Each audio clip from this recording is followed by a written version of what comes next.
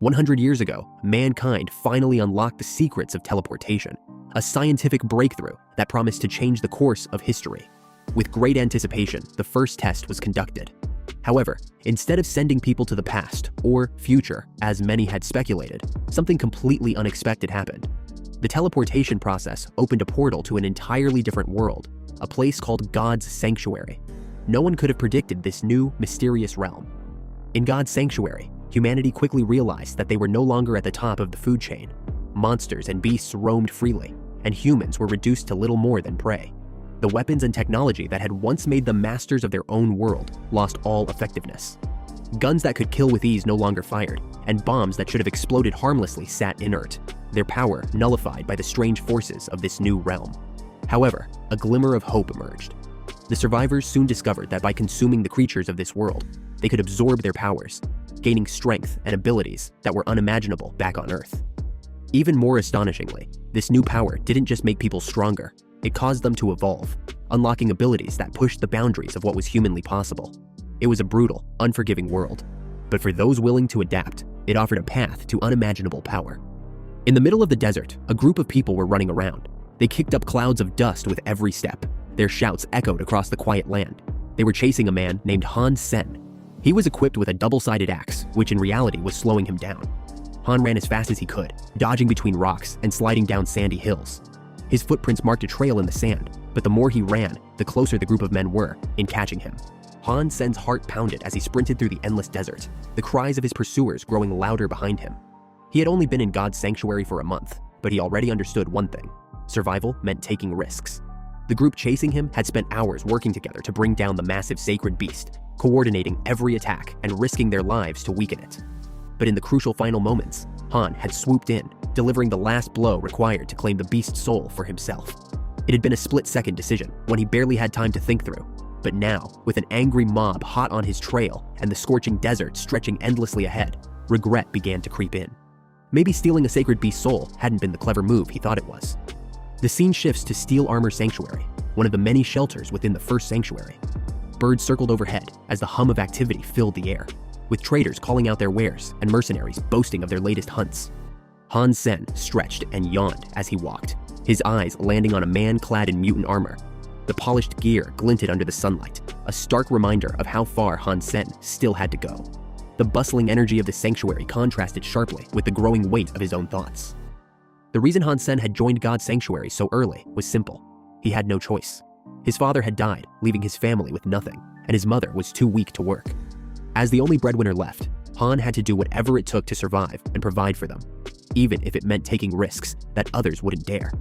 Suddenly, as Han Sen's thoughts wandered, he noticed movement in the shadowy alleyway ahead. His instincts kicked in and he gripped his knife tightly, ready to defend himself from what he assumed was a lurking animal. Without hesitation, he lunged forward, striking at the figure from behind. To his shock, his hand made contact with someone's lower back, and the figure let out a startled gasp. Han froze as the person spun around, and his heart sank when he saw it was Qin Xuan, the most beautiful and popular girl in their shelter. Her wide-eyed expression quickly turned to a furious glare, and Han instantly knew he had made a terrible mistake. Qin Xuan's face turned bright red with fury as she stepped back, glaring at Han Sen. "What's wrong with you?" she yelled, her voice sharp and full of anger. "Are you out of your mind?" Her eyes were blazing as she crossed her arms, waiting for him to respond. Before Han could apologize or explain, a group of hoodlums, who had always had a crush on Qin Xuan, stepped forward, forming a protective wall between him and the girl. They sneered at Han, their hands clenching into fists, clearly ready to defend her and make him pay for his mistake. The group of hoodlums advanced, pushing Han Sen roughly to the ground. "Get on your knees!" one of them sneered, forcing him to kneel before Qin Xuan. As he looked up at her, his heart sank. Qin Xuan stood tall, her eyes cold and full of authority. She looked down at him, and with a voice that commanded attention, she declared, "Listen carefully. If anyone dares to help or associate with him from today onwards, you will immediately be my enemy." Her words echoed in the air, heavy with the weight of her power.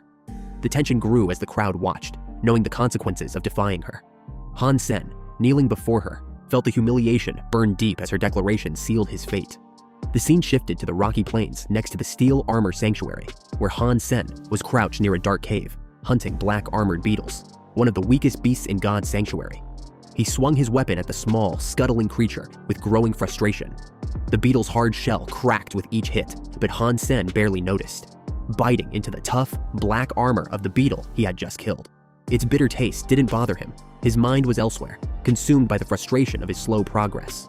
As he chewed, his thoughts turned to his evolution, how little he had advanced in the month since joining God's sanctuary. He stared at the empty space ahead, lost in thought. "Why is this taking so long?" he muttered to himself, his voice tinged with frustration. "I've been working non-stop, but I can barely feel any stronger. Everyone else seems to be moving faster than me." He took another bite, trying to distract himself from the mounting pressure. But the gnawing feeling of inadequacy wouldn't go away. His situation felt impossible. How could he evolve quickly enough to survive in this harsh world, especially now that he was alone? As Han Sen chewed the tough, bitter beetle, his mind wandered back to a painful memory. The time he had tried to fight a primitive copper-toothed beast. The thought of it still stung. He remembered the rush of adrenaline, thinking he could take it down, but it ended in disaster. The beast's razor-sharp teeth had torn through his defenses, leaving him battered and broken. His vision blurred as he recalled the pain and the humiliation of waking up in the hospital, only to be told he'd be bedridden for 6 months. His body had healed, but his pride hadn't. "I thought I could handle it, but I'm still so weak," he muttered, his voice barely audible as he stared at the ground. He took another bite of the beetle, hoping it would distract him from the ache inside, but it only reminded him of how far he still had to go. As Han Sen continued to chew, lost in his thoughts, something unusual caught his eye in the distance. A faint golden light ray shimmered against the rocky plains, pulsating in the quiet air. It seemed to be coming from a creature, and to his surprise, he heard a soft, cricket-like sound emanating from it. Han Sen squinted, his curiosity piqued. The creature looked almost identical to the black-armored beetle he had just killed. Its shape and size were unmistakable, but there was something distinctly different about it. The golden light that surrounded it was unlike anything he had ever seen, glowing with an otherworldly brilliance. The way the light radiated from the beetle's armor made it stand out even from a distance, drawing Han Sen's attention as if it were calling to him. For the first time in days, he felt a flicker of hope. This might be the breakthrough he was looking for. The golden beetle began to crawl steadily toward Han Sen, its golden glow intensifying with every movement. Han Sen's heart raced as he gripped his weapon, preparing for battle. He couldn't afford to hesitate now, not when something this extraordinary was in front of him. As the beetle drew nearer, its clicking sound growing louder, Han Sen's instincts kicked in. Without warning, he leaped into the air, aiming for the top of the beetle's body. His attack was swift and precise, landing a fatal blow to the creature with a force that sent a jolt through the air. The beetle's body jerked violently before it collapsed, its glowing golden light flickering out as it lay still. Han Sen stood over it, panting, as a voice echoed in his mind. "Sacred blood creature black beetle killed. Beast soul of sacred blood black beetle gained. Eat the flesh of sacred blood black beetle to gain 0 to 10 genopoints randomly." A rush of excitement surged through him. A sacred blood beetle. This was the opportunity he had been waiting for.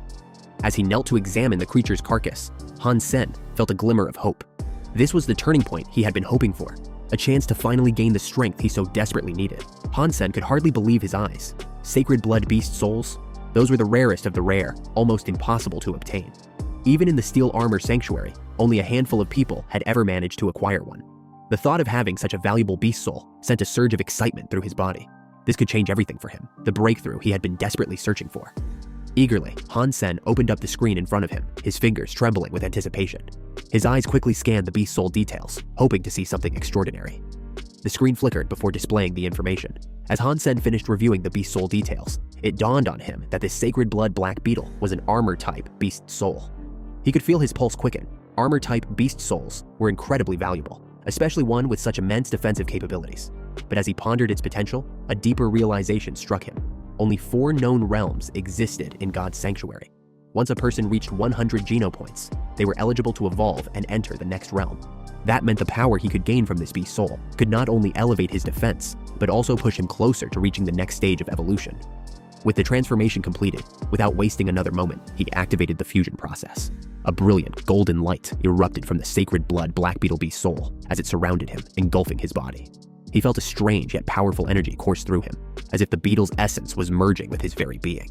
His body pulsed with golden radiance, and for a moment, he felt like he was part of something far greater than himself. As the light faded, Han Sen looked at his body, astonished. The armor that now covered him gleamed with a radiant golden hue, more beautiful and imposing than anything he had ever seen. It wasn't just a regular armor-type beast soul. It was a sacred blood armored beast soul, and it looked far more luxurious and powerful than anything he had seen in the steel armor sanctuary. The intricate patterns on the armor shimmered with an elegance that made his previous armor seem like child's play. He had always been envious of the guys who wore primitive ranked armor, those who had the strength and status he could only dream of. But now, to his disbelief, he had achieved something far beyond that.